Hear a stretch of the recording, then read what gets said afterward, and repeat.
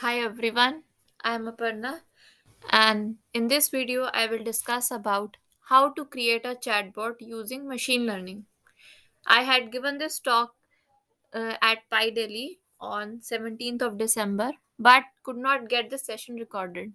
So that's why I'm creating this video. Okay, so let's get started.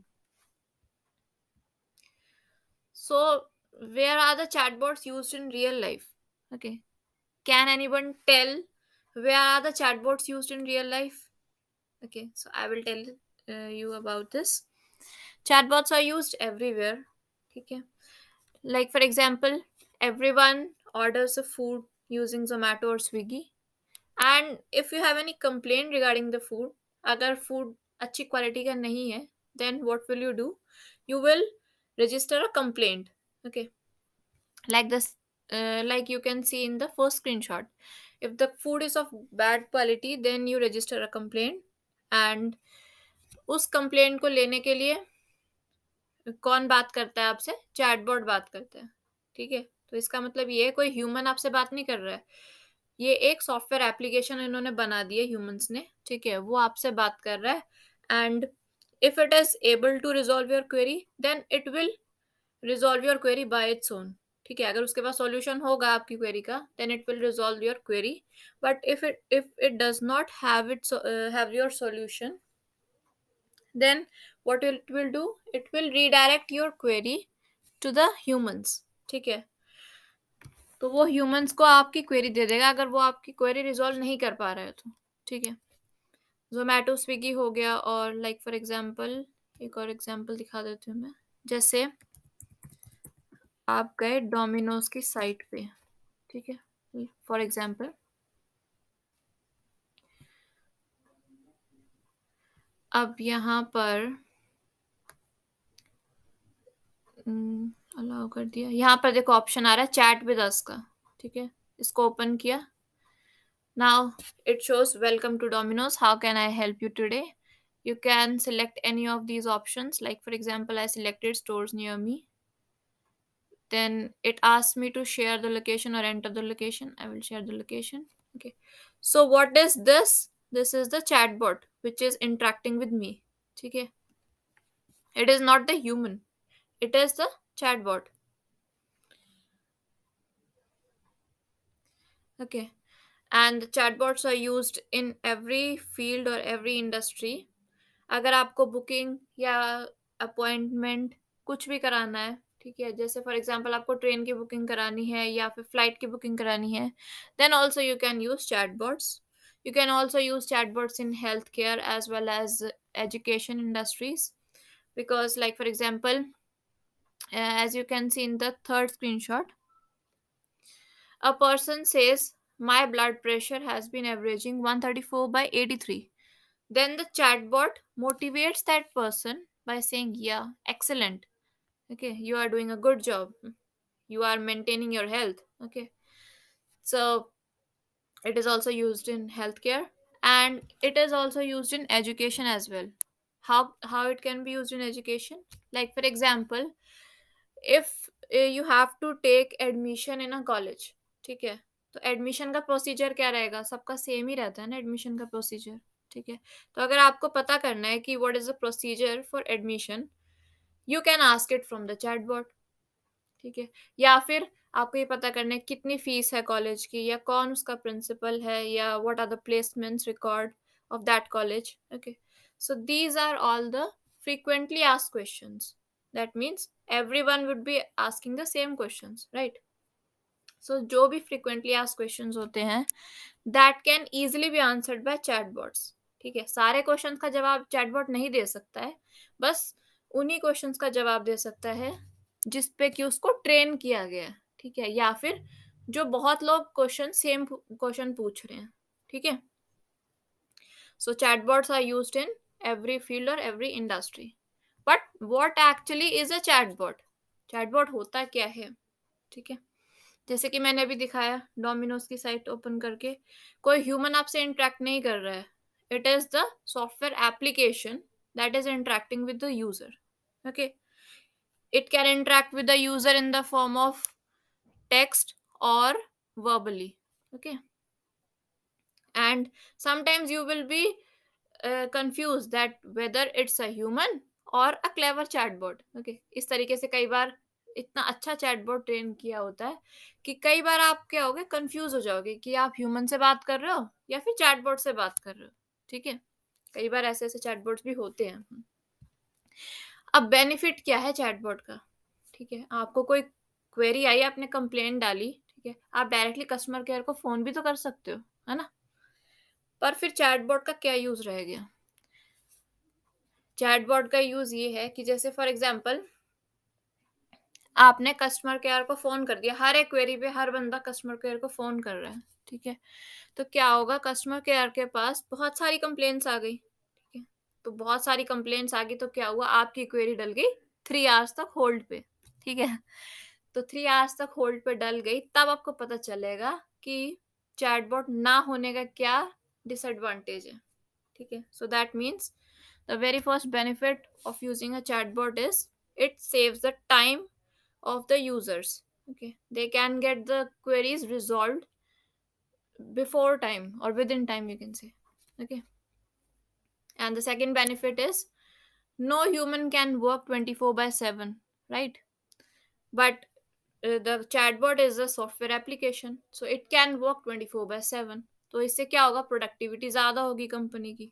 ठीक है, customer को भी benefit है कि उसकी जल्द से जल्द क्वेरी रिजॉल्व हो रही है, और कंपनी को भी बेनिफिट है कि उसकी प्रोडक्टिविटी बढ़ रही है, एंड कॉस्टिंग कम हो रही है कंपनी की। Why? Because if it had to if it had to hire the employees, okay, for doing this work, then what will happen, it will increase the costing, क्योंकि इतने सारे एम्प्लॉय अगर उसको रखने पड़ रहे हैं तो उन सबको पे भी तो करना पड़ेगा ना। ठीक है, बट अगर एक चैटबॉट यूज करना है तो उससे क्या होगा, चैटबॉट तो बना दिया बस एक बार ही, बस उसको मेंटेन करने ही कॉस्टिंग लग रही है। ठीक है, तो इसलिए कॉस्ट भी सेव हो रही है। So these are the benefits of using a chatbot. Okay, but अब चैटबॉट काम कैसे करता है, आर्किटेक्चर क्या है उसका, या फिर कंपोनेंट्स क्या है? ठीक है, so how does a chatbot work? If you have any query, okay, you give your query to the chatbot, or you ask the query from the chatbot, and the chatbot first understands or analyzes what the query is all about. Okay, and based on that understanding it will generate a response and give it back to you. Okay, so this is the working of a chatbot. So there are three components of a chatbot, that are intents, entities, and response. So what is the intent? Intent is nothing but it is the intention of the user or the customer. Like for example, if I say when is your Delhi store open? Okay, so यहाँ मैं क्या पूछना चाह रही हूँ, यहाँ मेरा क्या गोल है, यहाँ मैं ये पूछना चाह रही हूँ कि दिल्ली के स्टोर के टाइमिंग्स क्या है। ठीक है, what are the timings? So my intent here is timing. Okay, and what is the entity? Entity is nothing but it is a specific value.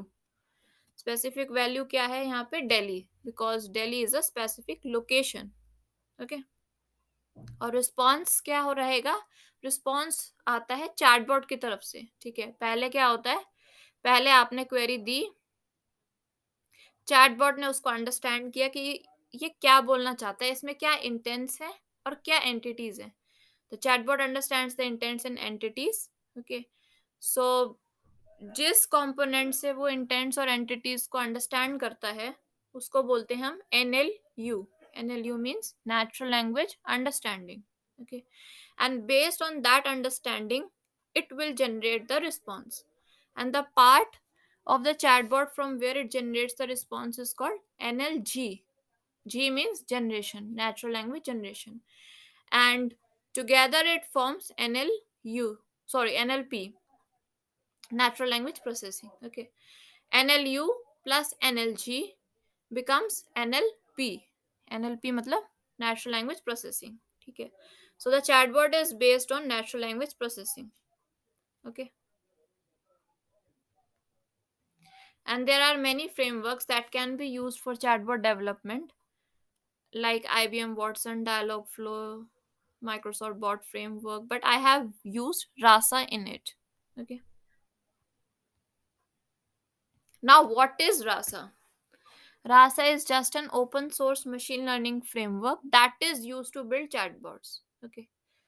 तो यहाँ पर क्या हुआ, दो वर्ड्स आ गए, that is open source and machine learning. ठीक है. So what is open source? It is a software that is free of cost available and anyone can make the changes to its source code. मतलब उसका source code क्या है, सबको freely available है and anyone is able to make the changes. ठीक है. कोई भी उसे improve कर सकता है. और दूसरी बात क्या है कि ये मशीन लर्निंग का फ्रेमवर्क है. तो मशीन लर्निंग का क्या मतलब है, इसे आगे डिस्कस करेंगे. Okay. But the main thing is it is use for chatbot creation. ठीक है. अगर आपको चैटबॉट डेवलप करना है उसके लिए मशीन लर्निंग का फ्रेमवर्क है. ये होता है रासा. ठीक है. रासा के अंदर भी दो मॉड्यूल्स हैं, that is NLU and core. As I have already told that a chatbot works on the principle of NLP, that is NLU plus NLG. ठीक है. मतलब पहले अंडरस्टैंड करना फिर रिस्पॉन्स जनरेट करना. तो अंडरस्टैंडिंग वाला जो पार्ट है वो होता है रासा के अंदर, रासा एनएलयू से. और जनरेशन वाला जो पार्ट है, रिस्पॉन्स जनरेट करने वाला जो पार्ट है, that is done by Rasa core. Okay. And एक होता है रासा ओपन सोर्स, एक होता है Rasa X, and the other one is Rasa enterprise. Okay. Earlier Rasa X and Rasa open source both were free and only the Rasa enterprise was paid. Okay. And Rasa X had more features than Rasa. Okay. But now, starting from 2022 itself, Rasa X has also become paid. ठीक है. मतलब रासा x और रासा enterprise दोनों paid हो चुके हैं. बस रासा open source ही रह गया फ्री. ठीक है. So that's why we will be using only Rasa. Okay. क्योंकि पेड वाली चीज तो हम यूज करने वाले हैं नहीं ना. ठीक है. फ्री वाली चीजें ही यूज करेंगे हम. ठीक है. तो जैसे कि मैंने बताया था, दो वर्ड्स थे रासा के अंदर. क्या है? ओपन सोर्स है एंड मशीन लर्निंग का फ्रेमवर्क है. ओपन सोर्स का मतलब तो पता ही है सबको. मशीन लर्निंग जिसको नहीं पता है उसके लिए बता देती हूँ व्हाट इज मशीन लर्निंग. अब देखो, एक सीएस के फ्रेशर को, कंप्यूटर साइंस के फ्रेशर को बोला कि मशीन लर्निंग मिली है आपको डोमेन. ठीक है. अभी अभी बेचारा बच्चा पास आउट होके आया ही था. ठीक है. उसे बोला है मशीन लर्निंग मिल गई आपको डोमेन. वो कितना खुश है, देखो कितना खुश है. ठीक है. फिर उसके बाद थोड़े थोड़े दिनों के बाद उसको ये बताया गया कि मैथ्स भी है इसके अंदर, लीनियर अलजेब्रा भी है, कैलकुलस भी है. अब देखो उसका उसका मूड कितना खराब हो चुका है. ठीक है. तो मशीन लर्निंग के अंदर ये सारी चीजें हमें करनी पड़ती हैं, पर इसमें इतना नहीं करना है हमें. ठीक है. इतना मुश्किल वाला प्रोजेक्ट नहीं है ये. So what is machine learning? Machine learning is an application of artificial intelligence that enables a system to learn and improve from experience without being explicitly programmed.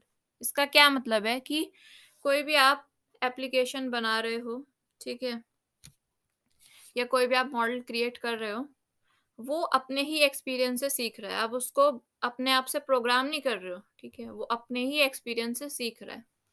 तो ये है machine learning. And machine learning is just an application of artificial intelligence. तो अब देखो, तीन words होते हैं. इन तीनों वर्ड्स में ज़्यादातर कंफ्यूजन रहता है. That is machine learning, artificial intelligence and deep learning. So these three words are interlinked with each other. Okay. And in fact, machine learning is a subset of artificial intelligence and deep learning is a subset of machine learning. So each of these are subsets of each other. Okay.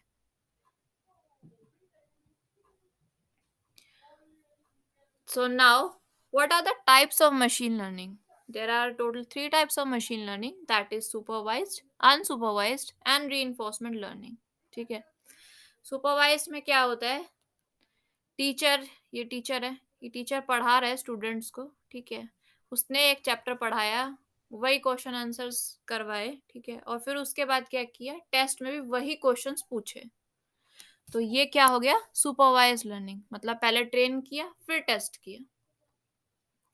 Unsupervised learning में क्या होता है? Unsupervised learning में है कि बच्चे खुद से पढ़ के एग्जाम दे रहे हैं, ठीक है, टीचर के पढ़ाए हुए पे एग्जाम नहीं दे रहे। तो ये हो गया अनसुपरवाइज्ड लर्निंग। और रीइंफोर्समेंट लर्निंग में क्या होता है?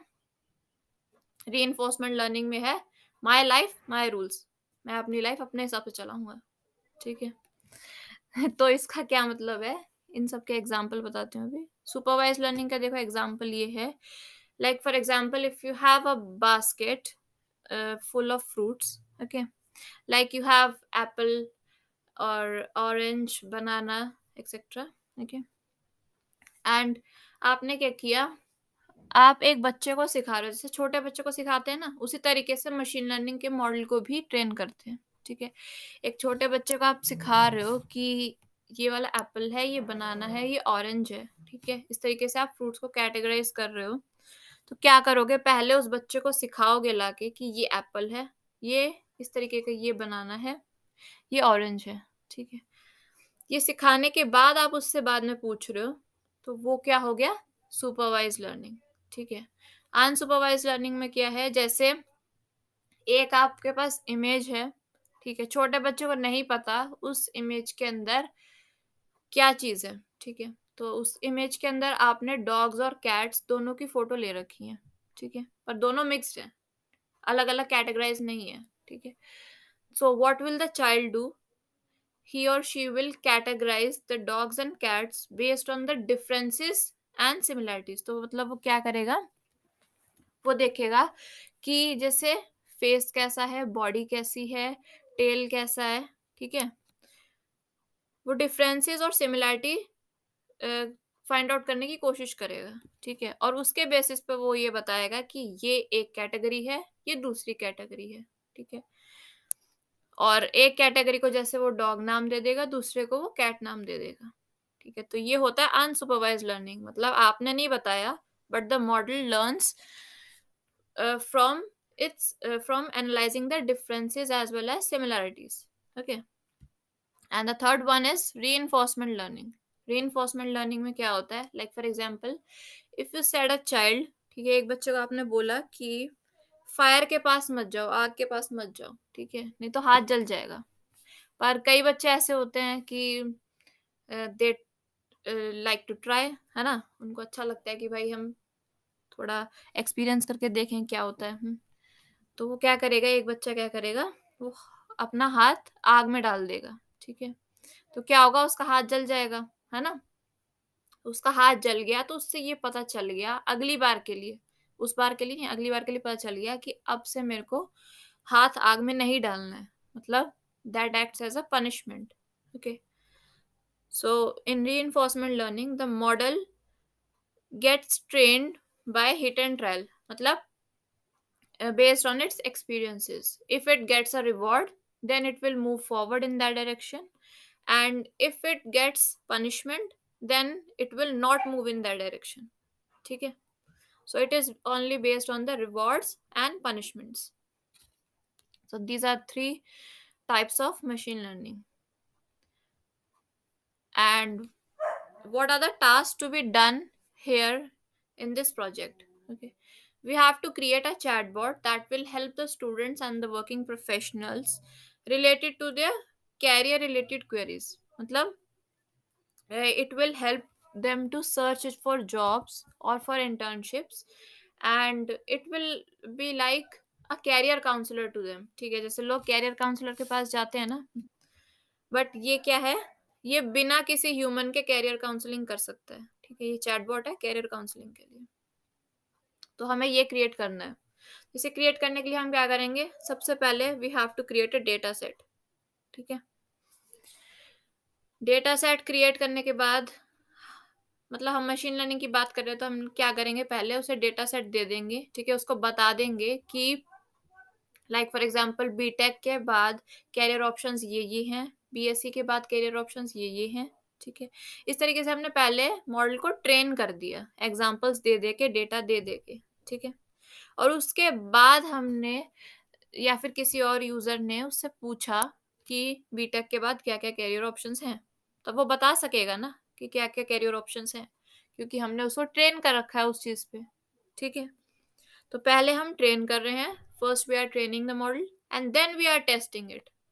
So which type of machine learning is that? It is supervised type of machine learning. Okay. And we will create the chatbot using rasa machine learning framework.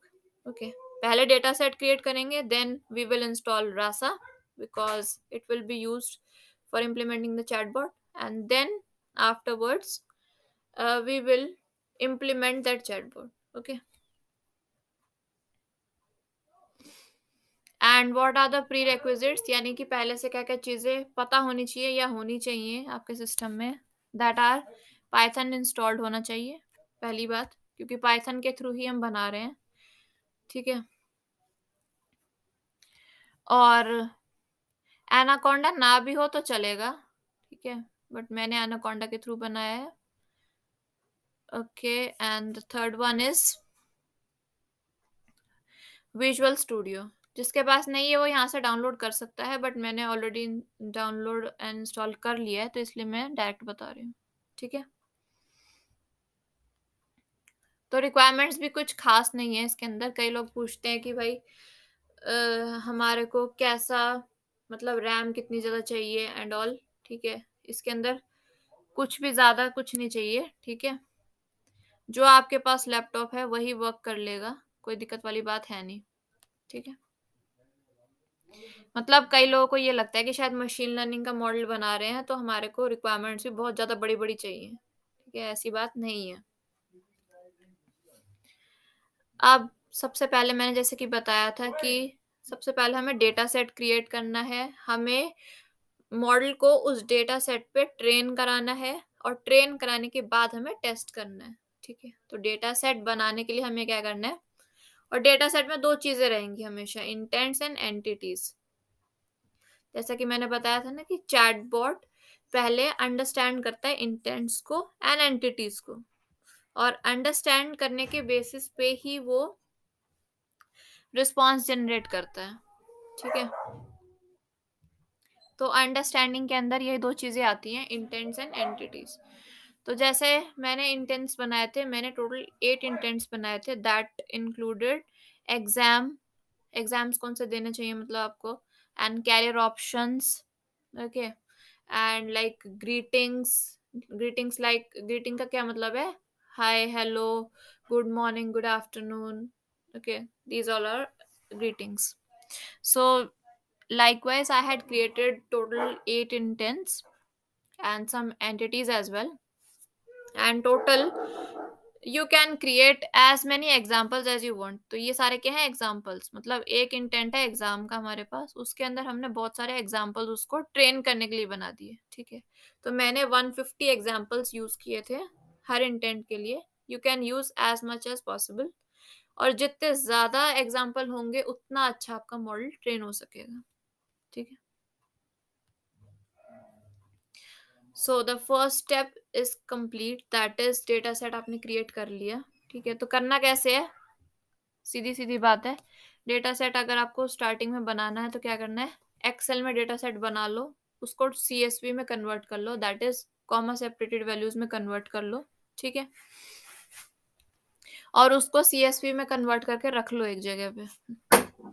फिर उसको इस project के अंदर हमें इंसर्ट करना होगा डेटा सेट को। अभी रासा इंस्टॉल करना है,